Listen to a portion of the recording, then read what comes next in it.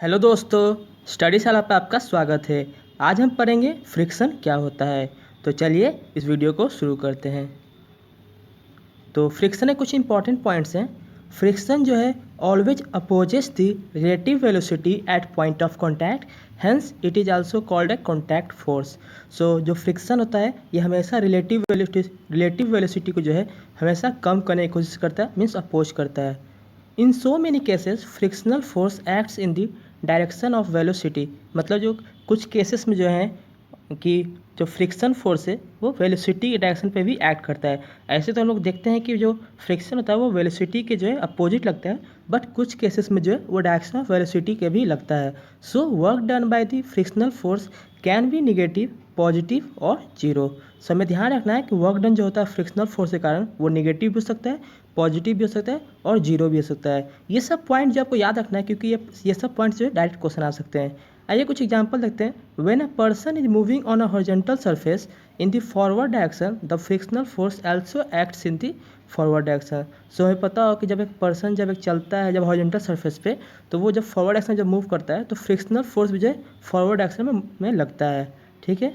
और जब एक पर्सन जब क्लाइंब करता है ट्री पे, तो उस समय जब फ्रिक्शन जो डायरेक्शन होता है वो अपवर्ड डायरेक्शन में होता है, और पर्सन जो क्लाइंबिंग कर रहा होता है वो अपवर्ड डायरेक्शन में क्लाइंब करता होता है। यहाँ पे आप एक एग्जांपल देख रहे हैं। यहाँ पे एक इंक्लाइंड प्लेन जिसका एंगल थीटा है, और यहाँ पे एक दो ब्लॉक है M1 M2। M1 का जो वेलोसिटी मैंने V1 माना है और M2 का वेलोसिटी मैंने V2 माना है। और ये जो प्लेन और ये जो M1 ब्लॉक के बीच का जो कोफिशिएंट ऑफ फ्रिक्शन जो है वो जीरो है, और M1 M2 के बीच में कोफिशिएंट ऑफ फ्रिक्शन न्यू है। जब हमें पता करना है कि क्या होगा, तो देखिए यहाँ पे जो V1 और V2 है उसका वैल्यू क्या होगा। V1 equal to U plus AT, तो इनिशियल तो दोनों का जीरो होगा, ठीक है। तो V1 equal to V2 equal to AT। और यहाँ पे एक क्या होगा, यहाँ पे जो ग्रेविटी का होगा, तो G क्या होगा इस डायरेक्शन पे, G होगा मेरा अलोंग द इंक्लाइन प्लेन होगा G sine theta. So V1 equal to V2 equal to G sine theta T। So तो रिलेटिव वेलोसिटी जो दोनों का इक्वल टू जीरो हो जाएगा, V1 minus V2 equal to zero, hence friction is zero in this case. अब देखिए यहाँ पे ये फ्रिक्शन लग रहा है, एक ऑब्जेक्ट रखा हुआ है हॉरिजॉन्टल प्लेन पे, तो इसका फ्रिक्शन इधर लग रहा है, वेलोसिटी इधर है, और कॉन्टैक्ट फोर्स जो है परपेंडिकुलर है, ठीक है।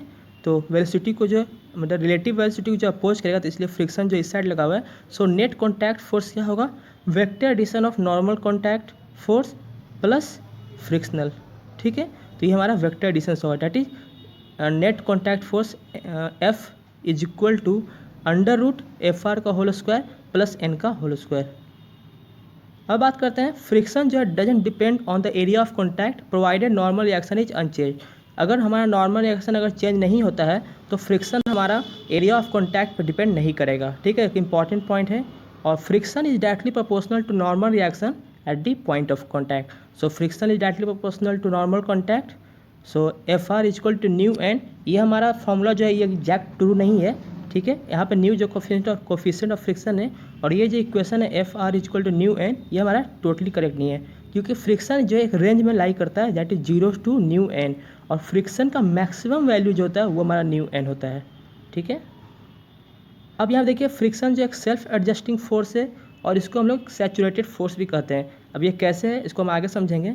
एक चीज़ ध्यान रखिएगा, an object can be moved only when the applied external force overcomes the maximum frictional force. एक ऑब्जेक्ट तभी मूव करेगा जबकि उसका जो मैक्सिमम जो फ्रिक्शनल फोर्स है, अगर उससे ज़्यादा उस पर अगर एक्सटर्नल फोर्स लगेगा तभी वो मूव करेगा। So if F external force जो अप्लाइड फोर्स है अगर वो लेस देन फ्रिक्शनल मतलब मैक्सिमम फ्रिक्शनल फोर्स है, तो F external minus FR equal to zero हो जाएगा, और उस पर जो फ्रिक्शनल लगेगा वो उतना ही लगेगा जितना उस पर अप्लाइड फोर्स होगा, ठीक है। और अगर सेकंड केस देखा जाए, if applied force is greater than और इक्वल टू मैक्सिमम फ्रिक्शन, तो वहाँ पर जो फ्रिक्शन लगेगा वो न्यू एन लगेगा, मतलब कि वहाँ मैक्सिमम फ्रिक्शन ही लगेगा। तो आइए इसको हम लोग समझते हैं। अब देखिए यहाँ पे हम लोग का अप्लाइड फोर्स है, और यहाँ पे हमारा फ्रिक्शन लग रहा है, और यहाँ पे मैक्सिमम फ्रिक्शन जो है 10 न्यूटन है, ठीक है। FR equal to mu N equal to 10 newton है। तो जब हम 2 न्यूटन का जब अप्लाइड लगाएंगे फोर्स, तो वहाँ पे जो है 2 न्यूटन ही लगेगा फ्रिक्शन, ठीक है। यहाँ पर हम देख रहे हैं यहाँ पे जो मैक्सिमम फ्रिक्शन 10 है, और इससे हम कम लगा रहे हैं 2, तो यहाँ पे जो फ्रिक्शन होगा वो अप्लाइड फोर्स के बराबर होगा, ठीक है। यहाँ पे 2 पे 2 लगेगा, 5 पे 5, 8 पे 8। जब 10 न्यूटन होगा तो ये इसके इक्वल हो गया, तो यहाँ पे 10 न्यूटन ही लगेगा, ठीक है। अब उसके बाद देखिए यहाँ पे जो है जब इक्वल हो जाएगा तो यहाँ पे उसके बराबर ही लगेगा, मतलब कि मैक्सिमम फ्रिक्शन जो है वही लगेगा। तो यहाँ मैक्सिमम फ्रिक्शन 10 है तो यहाँ पे ये आ गया। अब 15 भी होगा तो यहाँ मैक्सिमम फ्रिक्शन जो है यहाँ पे 10 ही लगेगा, 20 हो तो तभी 10 लगेगा, 25 हो तब भी 10 लगेगा। तो यहाँ पे देखिए जैसा अप्लाइड फोर्स था 258 उसके हिसाब से जो है सेल्फ एडजस्ट कर गया, ठीक है। तो यहाँ पे सेल्फ एडजस्टिंग फोर्स है और यहाँ पे जो है अब जब से जैसे यहाँ बढ़ रहा है मैक्सिमम फ्रिक्शनल फोर्स के वैल्यू से, अब यहाँ पे ये सैचुरेटेड हो चुका है, मतलब इससे आगे जो है नहीं बढ़ेगा, ठीक है। तो फ्रिक्शनल फोर्स जो एक सेल्फ एडजस्टिंग फोर्स है और एक सैचुरेटेड फोर्स भी। देखिए यहाँ पर सैचुरेटेड गया मीन्स यहाँ से वैल्यू नहीं बढ़ेगा। So new S and new के क्या होता है, यहाँ पे स्टैटिक कोफिशिएंट ऑफ फ्रिक्शन है and kinetic coefficient of friction है। हमेशा स्टैटिक कोफिशिएंट ऑफ फ्रिक्शन जो है ग्रेटर दैन होता है काइनेटिक कोफिशिएंट ऑफ फ्रिक्शन से। और maximum friction value, maximum friction क्या होता है, mu S into N means static coefficient of friction into normal reaction. When the relative velocity at the point of contact is 0, then we write nu s, and if it is non-zero, then it is written as nu k. जब relative velocity at the point of contact 0 होता है तो हम लोग लिखते हैं nu s, मतलब static coefficient of friction, मतलब यूज करते हैं fr equal to mu N में। एंड अगर ये नॉन जीरो होता है रिलेटिव वेलोसिटी तो यहाँ पर हम लोग यूज करते हैं न्यू के। सो आई होप कि आपको सब चीज़ अच्छे से समझ आ गया होगा। इसमें बहुत सारे इंपॉर्टेंट पॉइंट्स हैं जो कि आप इसको नोट डाउन कर सकते हैं, ये आपके जेई एडवांस या फिर नीट में जो डायरेक्टली सब पॉइंट जो है पूछा जा सकता है।